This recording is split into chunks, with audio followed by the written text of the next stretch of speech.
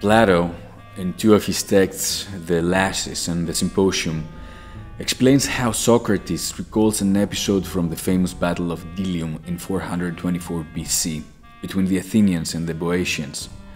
The synopsis of his passage goes as follows. Consider a soldier at the front of the Boeotian line having the following realization. If our defense is successful, I still risk the chance of dying. If our defense is unsuccessful, I will almost certainly die. Based on this reasoning, it seems that the best alternative for the soldier is to run away regardless of who is going to win the battle. Now imagine if all soldiers were to exhibit this very reasoning at the same time. If such an event would occur, they would all probably realize that they would be better off running away. The seemingly simple yet incredibly reasonable hypothesis is one of the first historical instances of game theory. Flash forward 2,368 years in 1944, Hungarian-American mathematician John von Neumann published a book titled Theory of Games and Economic Behavior. This foundational work contains the method for finding mutually consistent solutions for two-person zero-sum games. This great book introduced game theory as a concept, thus extending its application to fields like economics, politics, and sports, and leading to the expansion of the array of scientists that showed interest in it. One of those scientists was the legendary John Nash, who won the Nobel Memorial Prize in Economic Sciences in 1994 and popularized the idea of game theory as we know it today. Something very fundamental about game theory is that it doesn't get its name from the preconceived notion of game as we understand it. A game in game theory is an interaction between multiple people in which each player's payoff is affected by the decisions of others. Namely, any single interaction you're part of can be analyzed with game theory in order to produce the most beneficial outcome. But before we get into the mechanics, let's lay out the main principles. Number 1. A game needs to include multiple players. Number 2. The players need to interact with each other. Number 3. There needs to be a reward. Number 4. We assume that players act rationally. Number 5. We assume that players act according to their personal self-interest. Prisoner's Dilemma is the most widely mentioned game in game theory. The basic premise is how to establish a mutually beneficial strategy between two members of a gang that got arrested and face potential imprisonment. The rules are as follows. Number 1. The players of the game are prisoner A and prisoner B. Number 2. The players can't communicate with each other. Number 3. If A and B each betray each other, each of them serves 2 years in prison. Number 4. If A betrays B but B remains silent, A will be set free and B will serve 3 years in prison, and vice versa. And number 5, if A and B both remain silent, both of them will only serve 1 year in prison. This matrix depicts the different choices of each member and signifies the number of years to serve according to each. Prisoner's Dilemma exemplifies to a great degree the substrate of human nature. The irrational, self-interest-driven gang member will most probably choose to betray his counterpart, thinking that he will get a better deal. This idiosyncratic choice will most certainly lead to a disaster for both parties, since they will get the worst deal possible. The obvious mutually beneficial choice here is to keep silent. The main idea behind this game is to expose the inherent tendency of humans to display a lack of cooperation in these and similar games. Game theorists usually coin the terms dominant strategy and Nash equilibrium to distinguish the kind of strategies followed by the players. Those two terms are usually used together and form the basis upon which game theory is founded. Dominant strategy refers to strategies that are better than other strategies for one player, no matter how the opponent may play. Those strategies might be great in the case of non-alternatives, but if you're part of a game with more dominant strategies, which means each player has his own dominant strategy, then they aren't optimal. In the Prisoner's Dilemma case, the dominant strategy for each player is to betray. And here is where the term Nash equilibrium comes into play. The term is used since John Nash explained the essentiality of equilibrium in his landmark work Equilibrium Points in N-Person Games.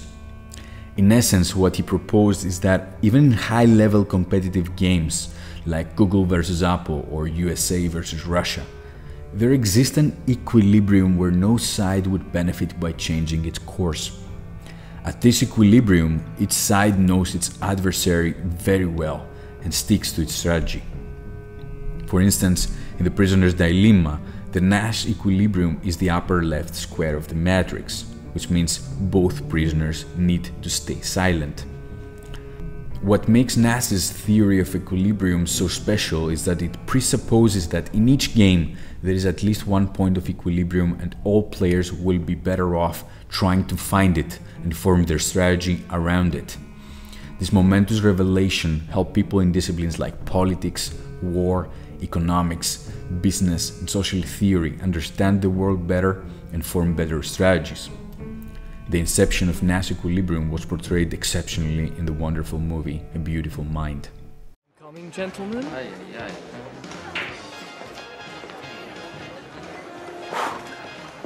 Deep breaths.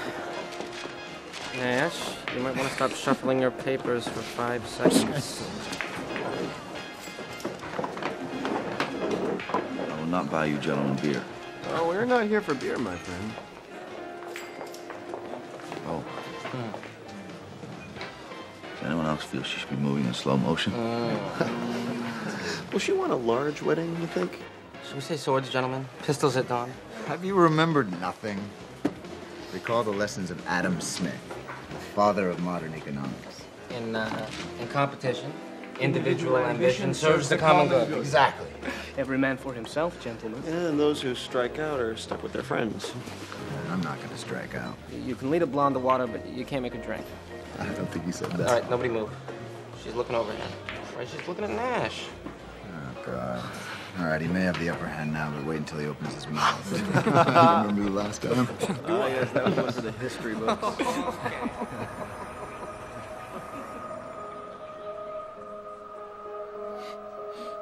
Adam Smith needs revision. What are you talking about? If we all go for the blonde,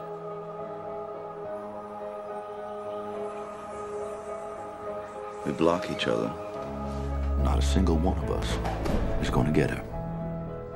So then we go for her friends. But they will all give us the cold shoulder because nobody likes to be second choice. But what if no one goes for the blonde? We don't get in each other's way, and we don't insult the other girls. That's the only way we win. That's the only way we all get laid. Even if people or companies rationally follow their own self-interest, the best outcome is hard to reach when they can't or don't cooperate. Therefore, the best strategy is to continually scan the market for potential alliances.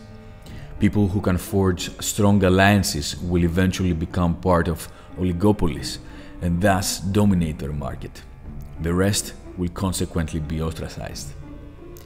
That's what I love about game theory.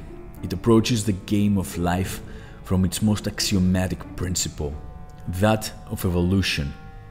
Evolution equals adaptation, and therefore life is an omnipresent game of adaptation.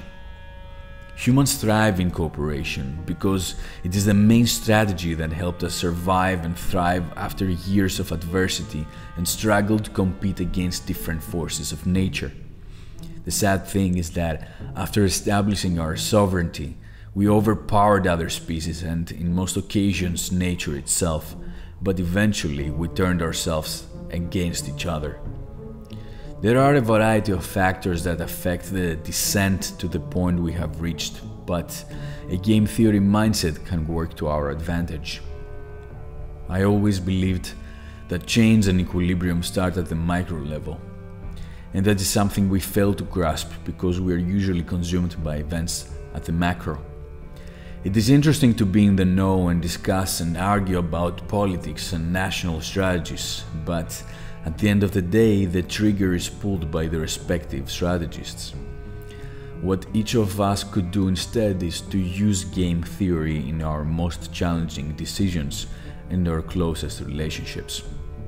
Regardless of what decision you have made and how this will impact your future, think like a game theorist. Ponder questions like, are the actors in the situation rational? Are we able to reach Nash equilibrium? Do they act according to their self-interest? Do they understand the rules of the game? Is their dominant strategy really that dominant? If you see that most game theory parameters aren't met, you know that you have to change your approach. You either need to also act irrationally, which is something I wouldn't suggest, or you need to step away and find better players or games. The choice is always yours. Life oftentimes feels like a game, and usually the winners are those who know how to play.